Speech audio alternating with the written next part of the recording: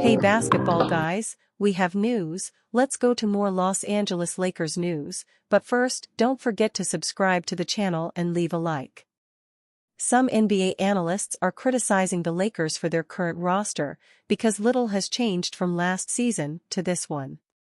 Even with LeBron and Davis, NBA analysts declare that this team is not a playoff team. It is expected that Rob Pelinka will make moves and sign players to improve the squad, and the Lakers will return to their glory days. Brian Windhorst doesn't think the Lakers are going to be much better than they were last season. The results of the NBA's annual GM survey came out recently, and in it, the Los Angeles Lakers got the most votes for the toughest team to predict for this upcoming season. NBA insider Brian Windhorst was quite puzzled by that and stated on NBA Today that it's easy to predict how the Lakers will do in 2024-25. I actually think the Lakers are relatively easy to predict, Windhorst said. I think they're probably headed for the play-in, which was where they were last year. They got roughly the same team coming back. We'll see with health. And last year, Anthony Davis and LeBron James actually had two extremely healthy seasons. I don't think it's possible for them to play more games than they did last year if you're looking at it honestly. I was just surprised by this, Windhorst added.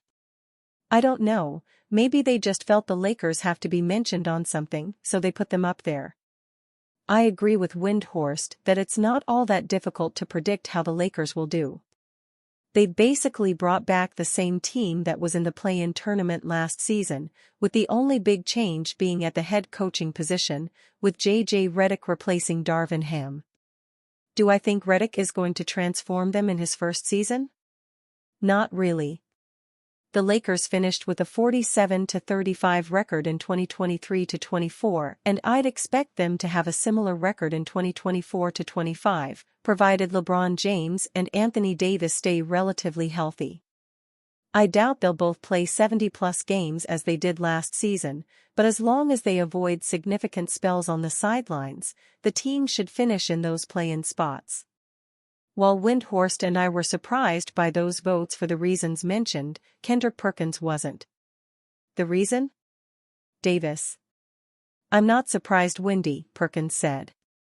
The reason they're the toughest team to predict, and that's why they was voted so high, is because Anthony Davis is the toughest player to predict. You don't know what you're going to get out of him. You don't know if he's going to be available because of his injury history. Perkins acknowledged that Davis had a great 2023-24 season, but pointed out that it wasn't an MVP-caliber one. He wonders if the 9-time All-Star will take that step this upcoming season. If Davis stays relatively healthy, I think we know what we're going to get from him.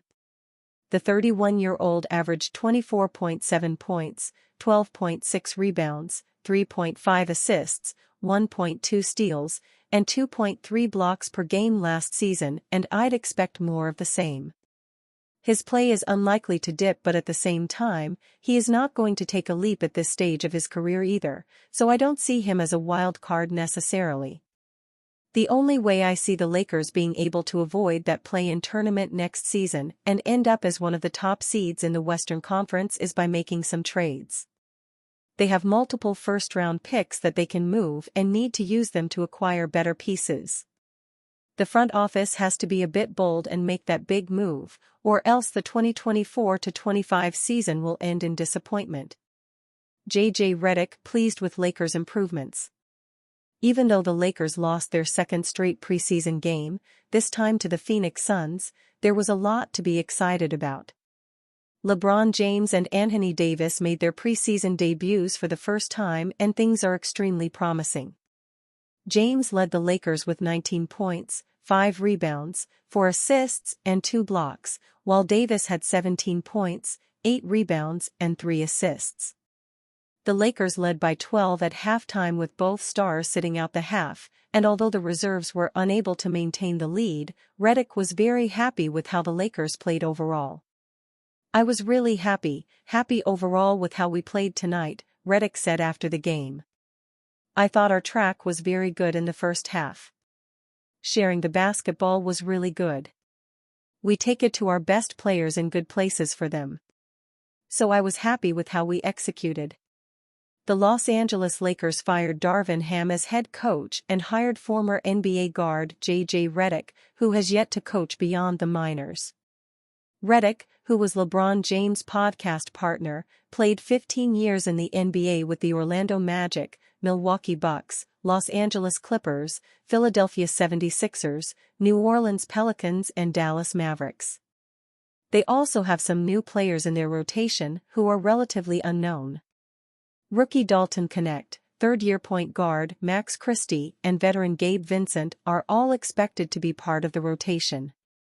And other than Vincent, who even himself is a bit of an unknown, none of these players have long-term NBA film on them to determine what they will be this season.